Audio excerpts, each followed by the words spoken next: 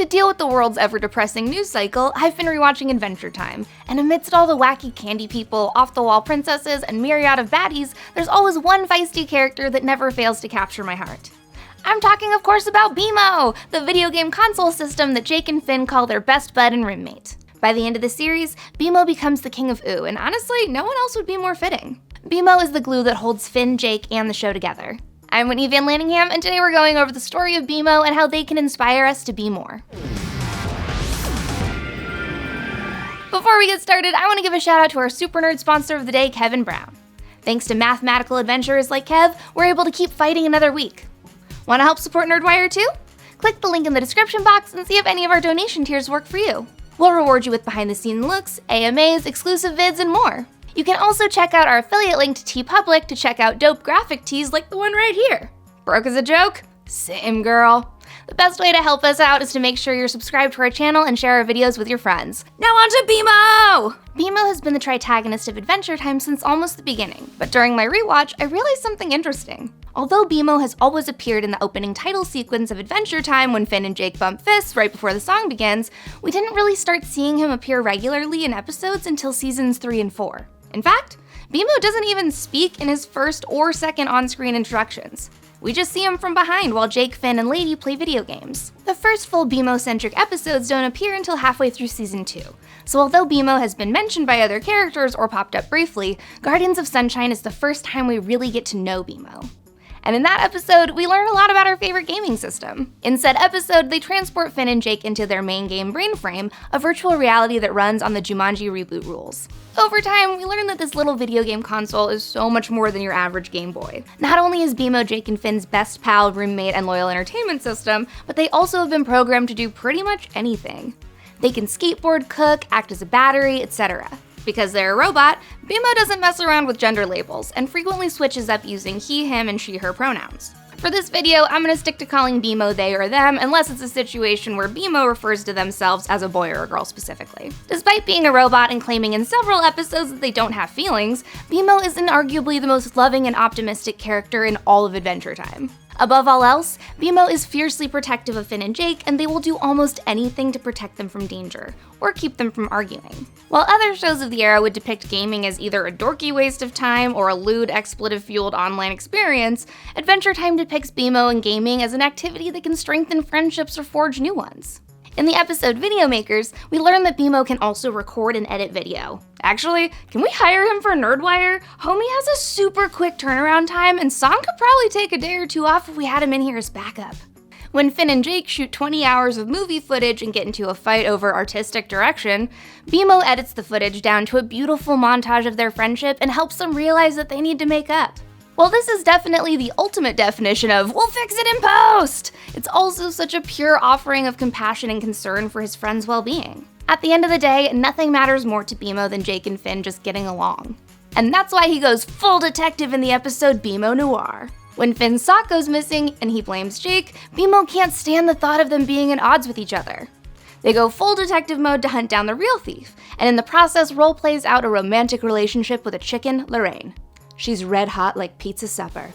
But anyway, even the smallest tiff like a lost sock makes BMO go into rescue mode. And while BMO has a very childlike way of solving roommate disagreements, this is one of our favorite little robot's greatest strengths. One of the things that I found so fascinating during my rewatch was that role-playing is just how BMO processes information and uses their complex imagination to work through problems. Let's take football, for instance.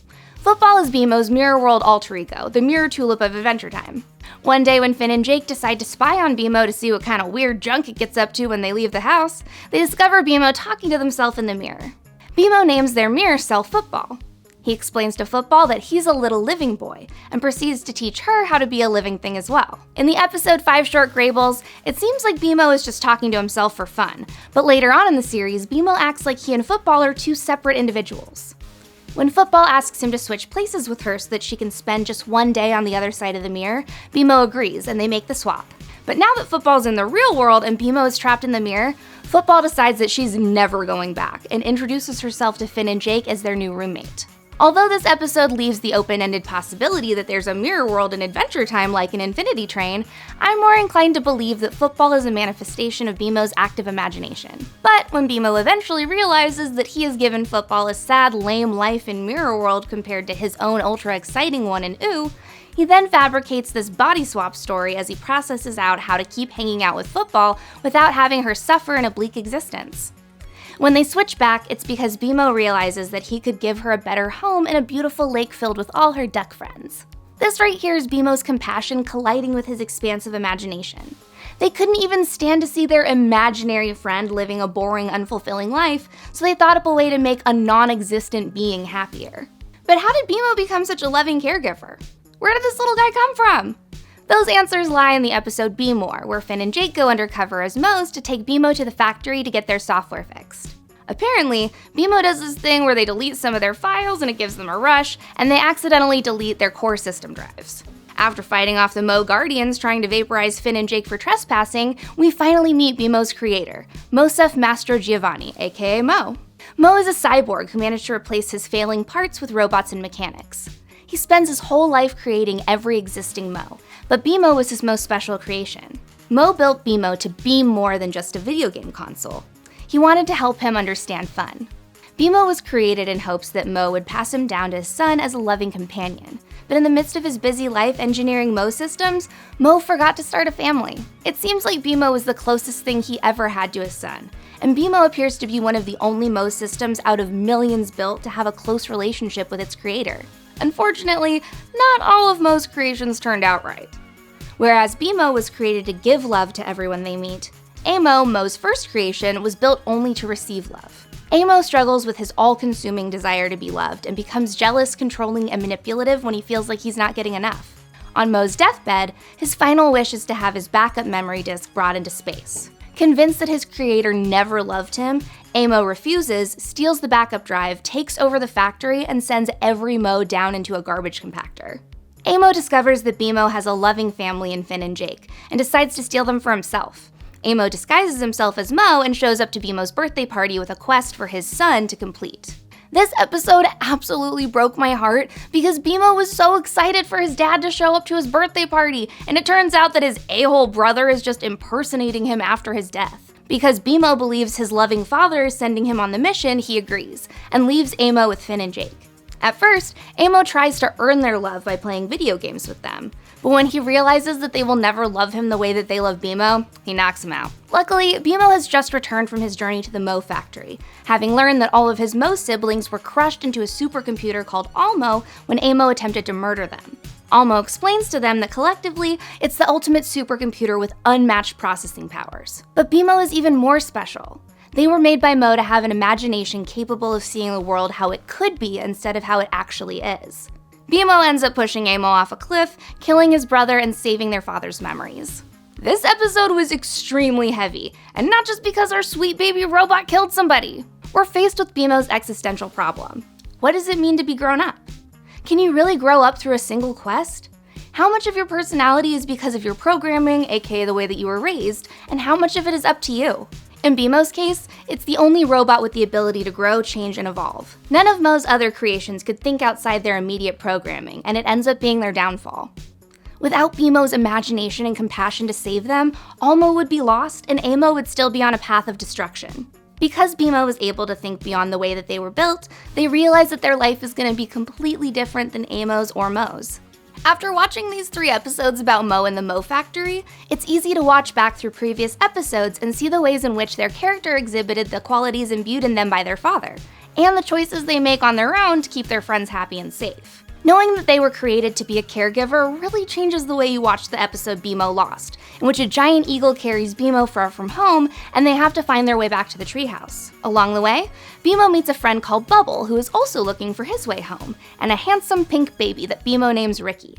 When Ricky falls off a shaky bridge, BMO leaps after him, barely thinking of their own safety. They immediately assume the role of caretaker and protect the baby, even when the baby's mom shows up and reveals her son's name to actually be Sparkles. BMO wants so badly to keep taking care of him that they almost don't let him go with his mother. In Sparkle's absence, BMO is visibly dejected, and it takes a pep talk from Bubble explaining that BMO kept the baby safe while he was lost to cheer it up. Because BMO sees the world how it could be, this means they're often incredibly optimistic when facing adversity. For example, there's one episode where Finn is super depressed because Flame Princess didn't laugh at one of his jokes, and he's convinced that she must not like him anymore. The low-hanging fruit response that I think that most of us would make would be to tell Finn, "I don't know, man, maybe your joke wasn't as funny as you thought." But BMO's programming allows them to see things in a better light, so they suggest to Finn that maybe FP just didn't get the joke yet. It's such a small moment in their friendship, but it speaks volumes. BMO doesn't see this situation or any in a negative or even realistic capacity.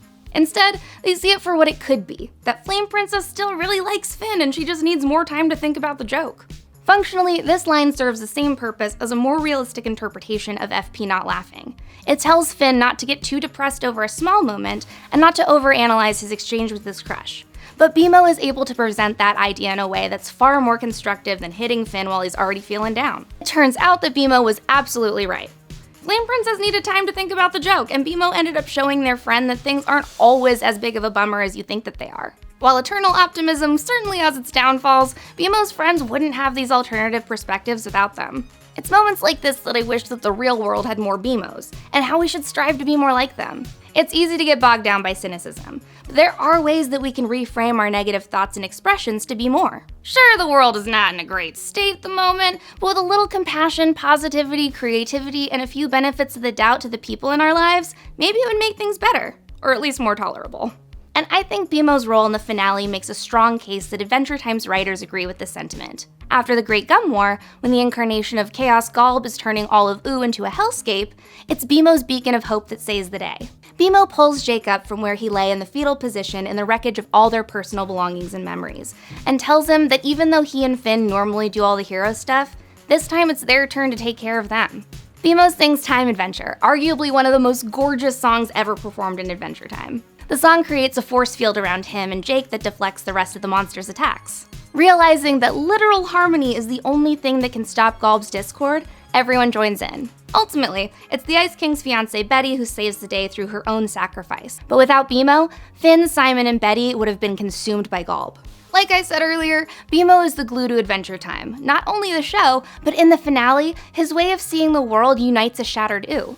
BMO is compassionate, imaginative, and introspective. And all of these qualities are probably why the writers felt it was fitting for BMO to eventually become the King of Ooo in the future. So yeah, I think we can learn a lot from this wise little Game Boy King. But I want to know what you think. Should we all be more like BMO? Let me know in the comments, like and subscribe to Nerdwire, and be sure to check out our other Adventure Time videos for more mathematical vids.